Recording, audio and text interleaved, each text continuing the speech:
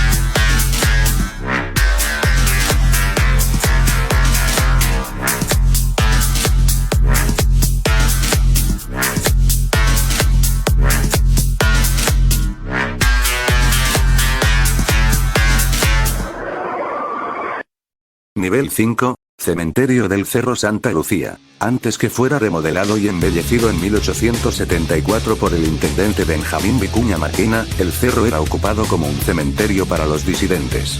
Miguel Serrano cuenta que la cima del Santa Lucía y la escarpada cima del Monte Kailash, existía una conexión psíquica por donde entraban los espíritus.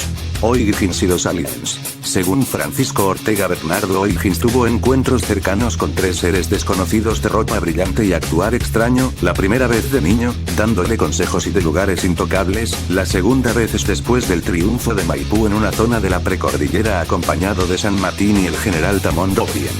Serían los mismos seres que contactaron con Simón Bolívar, criatura de la Torre Santa María. El comerciante Federico Rojas relata que, durante la primavera de 1990, estando con un compañero en el piso 19 de la Torre Santa María, observaron una extraña figura volando por 2 minutos. Comenta: un ser volador pasó a escasos metros del gran ventanal donde estábamos situados, para luego hacer un gran vuelo elíptico y planear majestuosamente sobre las aguas del río Mapocho, luego subió nuevamente y se alejó en dirección a la cordillera.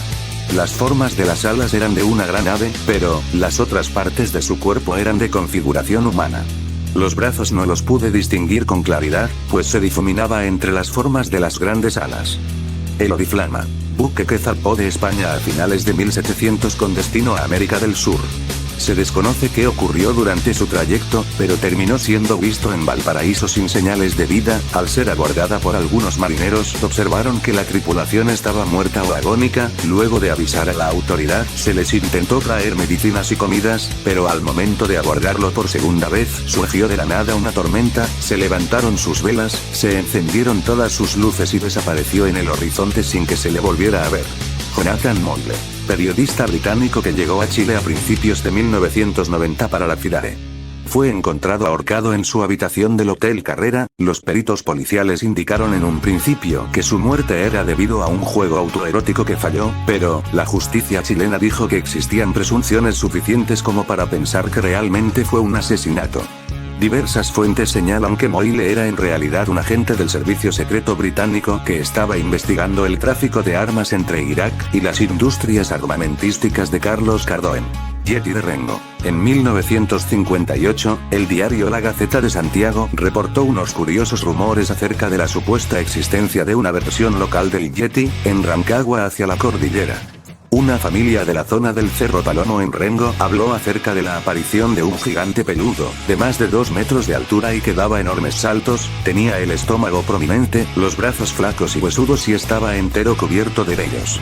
La imaginación de la época saltó de inmediato y La Gaceta se convirtió en el diario oficial del Yeti chileno, informando de apariciones de la criatura en casi todas las ediciones del matutino durante el primer semestre de 1958. A tanto llegó el fervor que a las pocas semanas se organizó una primera cacería a cargo de los andinistas Raúl Cumsilla y José Martínez, dos destacados deportistas de montaña chilenos de la época. Lamentablemente no encontraron nada. Sacrificios humanos en 1960, con el fin de terminar la seguidilla de terremotos y tsunamis que afectaron el sur de Chile, debido al megaterremoto 9.5 de Valdivia, la Machi Juana Namuncura convenció al resto de su comunidad, que era necesario realizar un gran sacrificio para restablecer el equilibrio del mundo, que fuera un humano y no un animal. Se decidió por el pequeño José Luis Painecur de 6 años, que terminó por ser lanzado de un precipicio al mar. Su cuerpo jamás fue encontrado. Recta Provincia. Organización de Brujos de Chiloé, denominada la mayoría o también Tribunal de la Raza Indígena, designó a la provincia de Chiloé, entre los siglos XVIII y principios del siglo XX. A partir de 1880 el gobierno declaró la guerra a esta organización encarcelando a sus cabecillas. Misteriosamente a los pocos días desaparecieron de las celdas en que estaban metidos y el edificio donde fueron juzgados terminó incendiado. Nunca se recuperó la organización, pasando al olvido. Nivel 6, Cueva del Morro de Arica. Dentro del Morro de Arica hay múltiples cuevas, una de las más interesantes sería la del Inca, que conectaría hasta Cuzco. Se dice además que se encuentran algunos tesoros indígenas que se escondieron posterior a la muerte de Atahualpa. A día de hoy la entrada está tapada por derrumbes. Carabineros fantasmas. Carabineros fallecidos siguen apareciendo en los caminos, deteniendo y salvando a conductores que se adormecen en el camino, incluso algunos sacan partes. Casos así se ven en Quintero, Panquehue, Catemu, Yayay y Peumo entre tantas otras localidades más. Vampiro de Traiguén. En 1985 dos mujeres jóvenes fueron atacadas por un hombre vestido de negro que les mordió el cuello, sobrevivieron, pero quedaron malheridas. El pánico se apoderó de la zona y nadie quiso salir por mucho tiempo a la calle de noche. Se decía que el monstruo habitaba en un mausoleo. Carabineros y un regimiento intentaron darle caza, pero nunca fue encontrado. Submarino peruano en Valparaíso. Las investigaciones señalan que la Marina chilena hundió un submarino espía peruano frente a la Universidad Santa María de Valparaíso el 10 de septiembre de 1976, con 78 marinos y 3 oficiales. El incidente es conocido como la Batalla de Marga Marga. Omar Cáceres, poeta cuya vida y muerte son un misterio, convirtiéndose en un poeta maldito. Su único libro fue La defensa del ídolo, obra que contiene elementos freudianos, panteístas y jungianos. Se le atribuye también elementos esotéricos y metafísicos. Fue encontrado muerto en una zanja de Renca, con la cabeza rota y los bolsillos vacíos. Devorador de San Carlos. En la localidad de San Carlos durante 1946 comenzaron a aparecer los cuerpos, cercenados y lacerados de niños que habían desaparecido con anterioridad. Los pobladores culparon a los perros de estos actos, pero las heridas no parecían provenir del ataque de una jauría de caninos. El misterio llegó a su culmine cuando una mujer gritaba y lloraba mientras corría por el pueblo, contando que cuando descuidó a su bebé mientras tendía la ropa, al volver, vio horrorizada como un sujeto estaba devorando al infante. Se le buscó con intensidad y al poco tiempo fue encontrado. Era el Gringo, como le apodaron por su escaso español, un tipo que había llegado para ayudar en la reconstrucción del pueblo luego del terremoto de 1939, fue linchado y llevado por las calles de San Carlos. Se cuenta que no comió nada, hasta que un poblador se le ocurrió darle sangre fresca y carne cruda del matadero local, consumiéndolo desesperado. Habría sido ejecutado y sepultado en el cementerio de San Carlos, en una lápida sin inscripción y con cadenas que cuelgan de su nicho, el hombre de cobre. Restos momificados de un minero del siglo VI, que fue hallado en Chuquicamata en 1899, quienes la han conservado han sufrido una maldición que va desde la ruina hasta la muerte. A día de hoy se encuentra en Nueva York, mientras Codelco y el gobierno se empeñan en repatriarla. Extraño ser fotografiado en Copiapó. El testigo cuenta que mientras trabajaba de guardia nocturno en unas obras en Copiapó, vio a la distancia un tipo que venía caminando. Lo describe con una cara y piernas más alargadas de lo normal, llevando puesto un terno. El guardia le avisó que este era un lugar restringido, pero no obtuvo respuesta. Cuando se le acercó, el extraño tipo le dijo: "Yo no tengo familia aquí, ¿me puede abrir el portón para salir?". El guardia le abrió el portón y lo miró marcharse. Allí observó con espanto cómo el extraño tipo se le caía a pedazos la ropa, además que sus pies no tocaban el suelo. Sacrificio en la Catedral de Santiago. El 24 de julio de 2004, el padre Faustino Gachiero, tras terminar la misa habitual en la Catedral de Santiago, es atacado en el altar por el joven Rodrigo Orias Gallardo, que en un delirio de ocultismo lo asesinó con una daga de 20 centímetros, degollándolo e hiriéndole en el tronco, la cabeza y la mano derecha mientras gritaba que el acto de sacrificio era dedicado al señor Satanás. Fue arrestado y liberado por sufrir esquizofrenia paranoica. Ver 7. Caso El Chacotero Sentimental. El miércoles 11 de diciembre de 2015 el Rumpi recibió un llamado telefónico de un tal Alberto, quien en un comienzo relata los amoríos con una italiana durante los años 70, para luego confesar los crímenes que cometió en los meses posteriores al golpe militar de 1973, donde asesinó y dinamitó a 18 personas en La Pampa, a la altura de Iquique. Zacarach. Rafael Maureira Trujillo, más conocido como Zacarach, fue el líder de una red de no pornografía infantil internacional. Este hombre tenía un grupo de scout donde asistían varios jóvenes, siendo drogados y grabados. Estas imágenes eran vendidas a esta red de no por. Fueron 28 las víctimas afectadas. Se fugó del país, pero en 2006 fue capturado y cumple actualmente una condena de 20 años en la cárcel de Colina. Desaparición de Rigoberto. El señor Rigoberto, nombre para ocultar su verdadera identidad, era un profesor de leyes que vivía en Iquique allá por 1970. Su actividad diaria era caminar hasta el club social donde leía los periódicos, mas un día no llegó a la hora habitual, cosa que preocupó a su familia. Llamaron al club donde se les informó que nunca llegó. No se registró un retiro de su dinero ni salida desde algún aeropuerto o terminal. La tierra se tragó a Rigoberto.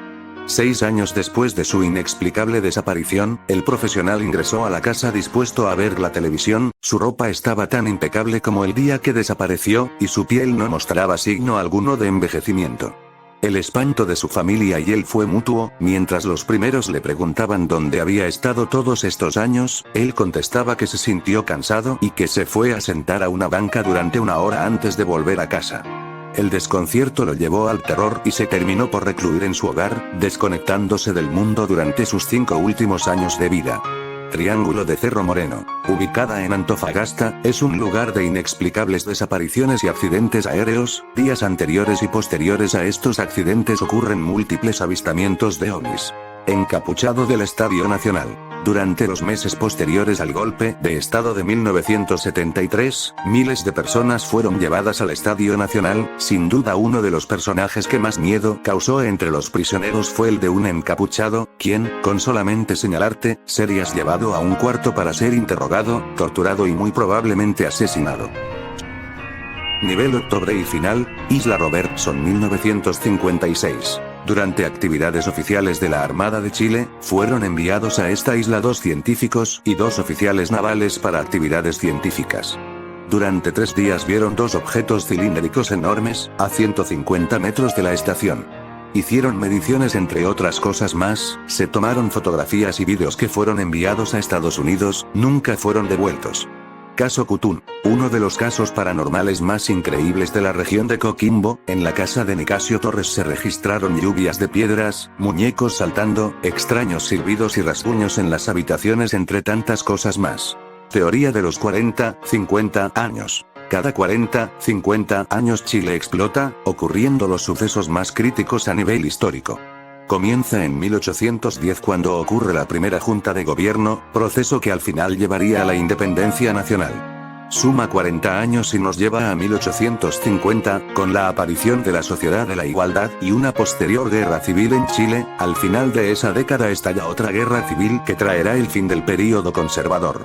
Suma 40 años más y nos lleva a 1890, a los últimos meses del gobierno de Manuel Balmaceda, y el inicio de la Guerra Civil de 1891 entre los congresistas y los balmaceristas, finalizando el hecho con el suicidio del presidente y el fin del período liberal. Suma 40 años más y nos lleva a 1930 con el fin del período parlamentario, la caída del gobierno de Carlos Ibáñez del Campo, la sublevación de la Armada, la República Socialista de los 12 días y algo de anarquía. Suma 40 años más y nos lleva a 1970 con el gobierno de Allende, la polarización del país que termina en un golpe de Estado. Suma 41 años más y nos lleva a 2011 con la revolución estudiantil, terminando con el estallido social de octubre del 2019. Astillas de la Cruz de Cristo en Chile. En Chile se encontraría al menos 2 astillas que pertenecieron a la cruz donde murió Jesús. La primera se puede hallar en la Basílica de la Merced, y la segunda en la iglesia de la Veracruz, en el barrio Las Tarrias. Bueno, así llegamos al final del video. Espero que les haya gustado la segunda parte y final del iceberg. Todo el contenido presentado es para informar y entretener, en ningún caso ofender a alguna persona, víctima o institución. Os espero en un próximo video. Comenta en la caja de comentarios cuál quieres que sea el siguiente video o top. Estaré atento a sus comentarios y sin nada más, gracias y hasta la próxima, chicos, a tomar 11.